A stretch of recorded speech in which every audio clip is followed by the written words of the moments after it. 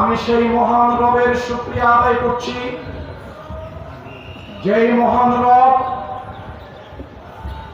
প্রায় 1.5 যুগ সময়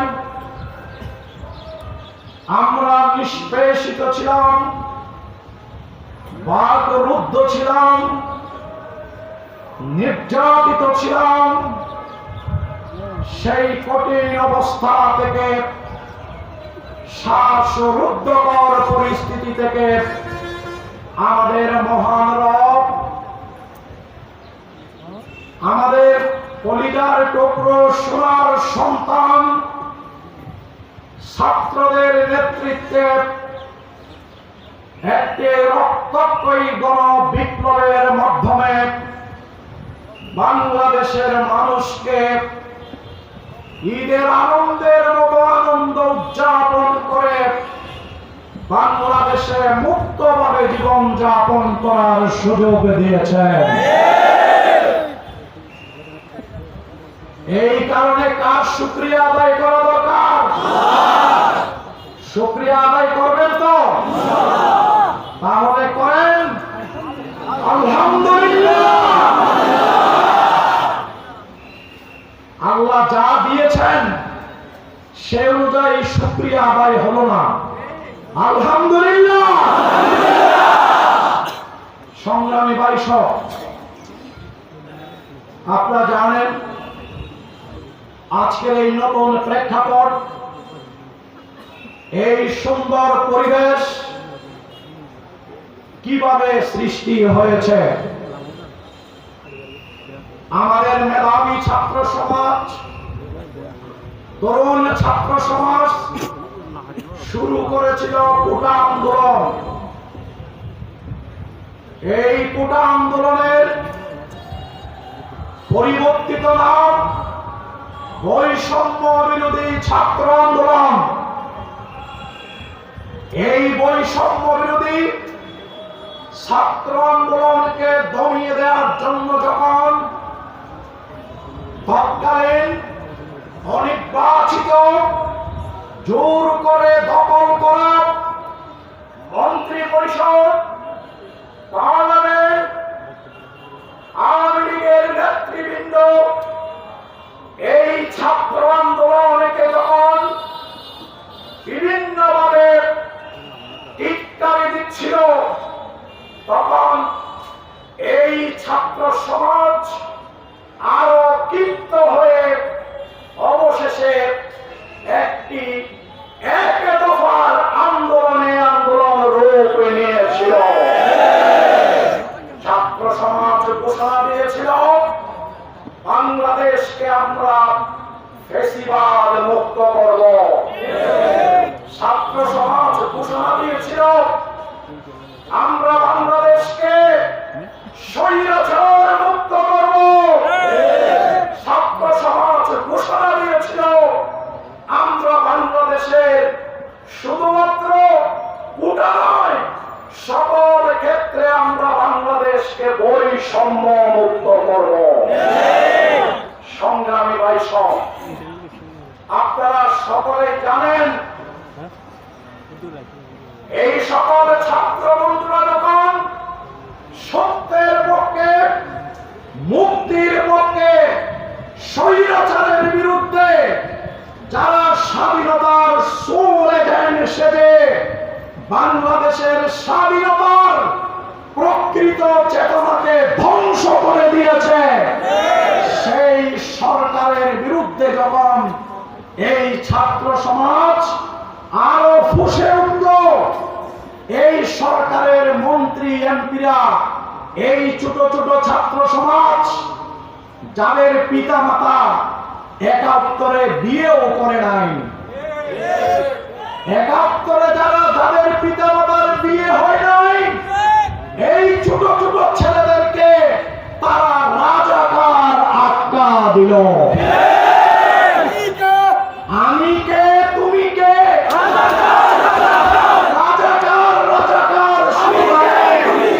ঢাকা বিশ্ববিদ্যালয়ের এই অক্সফোর্ড নামে খ্যাত এই শিক্ষাঙ্গন রাজাকার স্লোগানে প্রথম হয়ে গেল। সংগ্রামী ভাইরা, আসলে যারা মুক্তিযুদ্ধ করার দাবি করে, মুক্তিযুদ্ধের সময় শেখ হাসিনা তুমি কোথায় ছিলে? মুক্তিযুদ্ধ করেছে এই বাংলাদেশকে দ্বিতীয়বার স্বাধীন করার জন্য আমার সোনার সন্তানেরা। তারাই হচ্ছে আজ ইতিহাসের প্রকৃত মুক্তিযোদ্ধা। আমরা তাদেরকে মুক্তিযোদ্ধার সেই সম্মান দেওয়ার জন্য আজকের অন্তর্বর্তীকালীন সরকার এবং যে নির্বাচিত সরকার আসবে তাদের কাছে অগ্রিম দাবি পেশ করে রাখছি। কেননা অনেক রাজনৈতিক দল এই স্বৈরাচারের বিরুদ্ধে আন্দোলন করেছে। আপনারা করেছেন না রাজপথে আন্দোলন? কিন্তু এই জগদ্দল পাথরকে অনেক আন্দোলন সংগ্রামের পরেও আমরা ক্ষমতার মসনদ থেকে সরাতে পারিনি। আর এই ধরনের একটি ফ্যাসিবাদী সরকারকে, কর্তৃত্ববাদী সরকারকে, বাকশালী সরকারকে ক্ষমতার মসনদ থেকে সরাবার জন্য বাংলাদেশের ছাত্রঙ্গন থেকে আমাদের ছাত্র সমাজ মেধাবী এবং সাহসিকতাপূর্ণ ভূমিকার কারণে আজকে শুধুমাত্র শেখ হাসিনা নয়, আজকে শেখ হাসিনার পুরো মন্ত্রী পরিষদ, পুরো পার্লামেন্ট বাংলাদেশ থেকে পালিয়ে যেতে বাধ্য হয়েছে। আমরা পৃথিবীর কোথাও দেখি নাই একসাথে এত নেতা, এত এমপি, এত মন্ত্রী রাজনীতি থেকে 1 ঘন্টার মধ্যে নির্বাচিত হয়ে যায়। এই দৃশ্য আমরা পৃথিবীর ইতিহাসে দেখিনি। সংগ্রামী ভাইরা, শেখ হাসিনার এই সরকারটি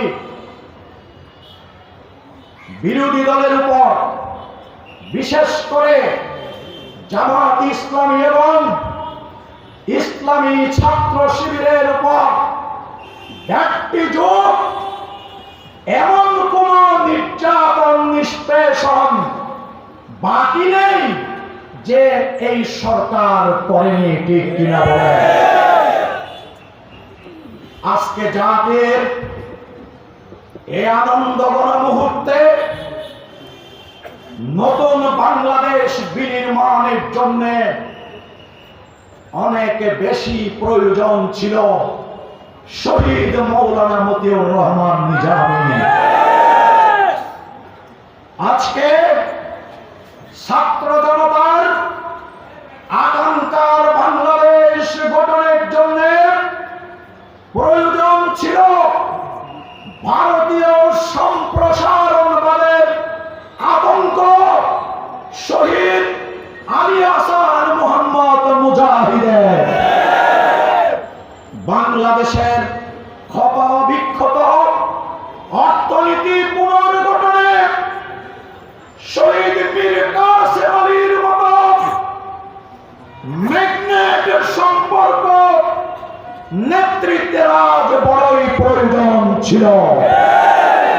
যিনি ইসলামী ব্যাংক গঠন করেছেন, ইবনে সিনা গঠন করেছেন, রাবেতা গঠন করেছেন, আল-ফুয়াদ গঠন করেছেন, আমাদের পর্যটন স্পট সেই সেন্ট মার্টিনকে সারা দুনিয়ার কাছে পরিচিত করেছেন।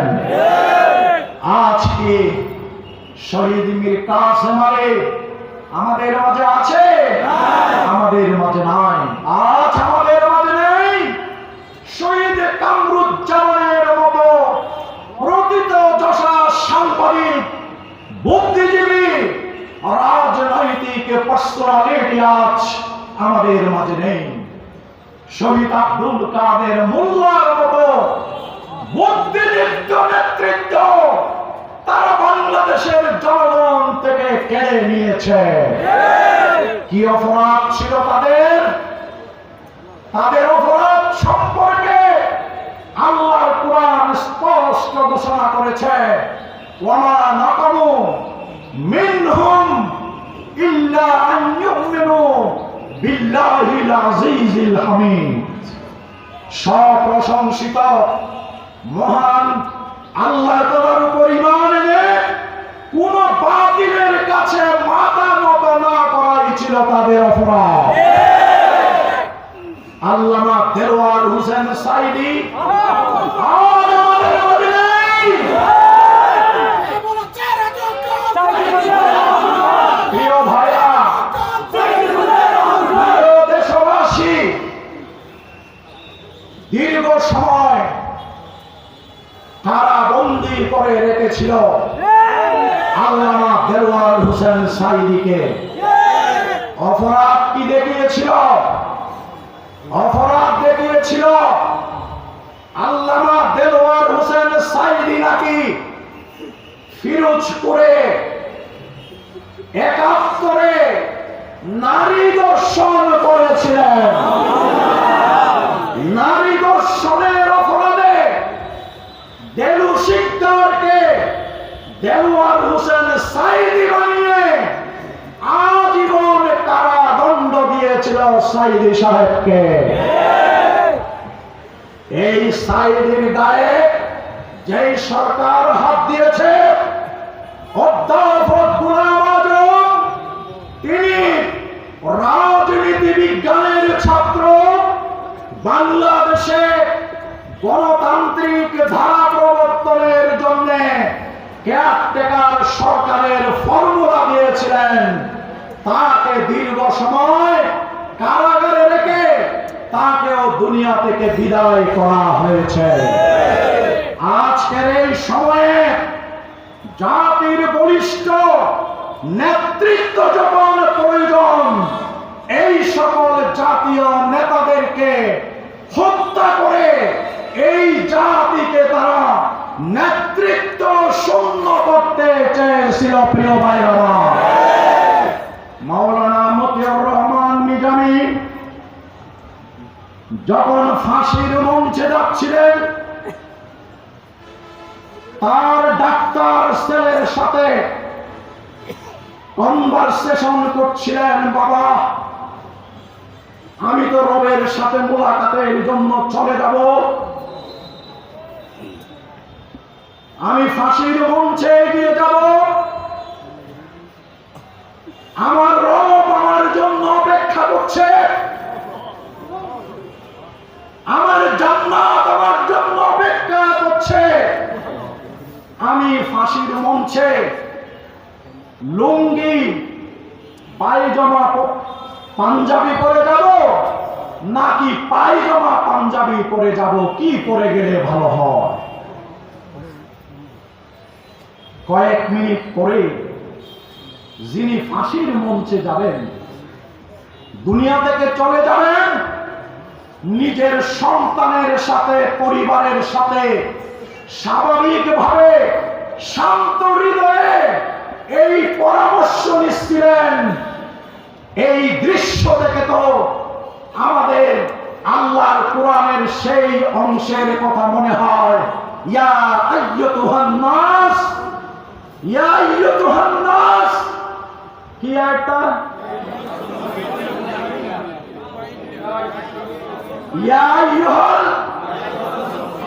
আইয়ুহান নাসুল মুতমাইন্না ইরজিই ইলা রাব্বিকি রাদিয়াতান মারদিয়া ফাদখুলি ফি ইবাদি ওয়াদখুলি জান্নাতি। আমরা কোরআনের সেই অংশের কথা মনে হয়। শহীদ মাওলানা মতিয়ার রহমান নিজামী যদি জাতির এই কঠিন সময়ে থাকতেন, আমরা তাকে দুটো মন্ত্রণালয় পরিচালনায় যেভাবে যোগ্য দক্ষ পেয়েছি, তার চেয়েও যোগ্যতা সাথে আজ দায়িত্ব পালন করতেন। আর তিনি শাহাদাতের পূর্বে মেসেজ দিয়ে গিয়েছিল যে আমাদেরকে হত্যা করা হচ্ছে, জামাত ইসলামের নেতাদেরকে হত্যা করে এই কাফেলাকে নেতৃত্ব শূন্য করা যাবে না। আজকে শহীদ মাওলানা মতিউর রহমানের জায়গায় ডাক্তার শফিকুর রহমান গোটা জাতির ভালোবাসার মানুষ হয়ে আমিরের দায়িত্ব পালন করছে। আলহামদুলিল্লাহ। আজ তিনি বাংলাদেশের প্রশাসনের কাছে যেমন প্রিয়, তিনি বাংলাদেশের দ্বীনের শত্রুদের কাছেও তিনি প্রিয়। তিনি আজ বাংলাদেশের সর্বস্তরের মানুষের রাজনীতির ময়দানে এক প্রিয় ব্যক্তির নাম, ঠিক কিনা বলে? ওই যে নিজামী সাহেব বলে গিয়েছিলেন আমাদেরকে হত্যা করে এই কাফেলার নেতৃত্ব শেষ করা যাবে না।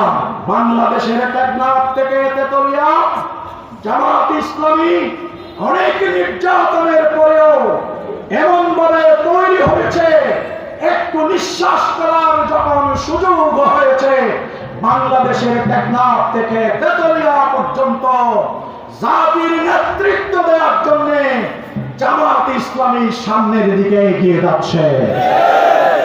প্রিয় ভাইরা, তারা নির্যাতনের পর নির্যাতন করে করে আমাদেরকে ঘরের ভিতরে রেখেছিল 16টি বছর।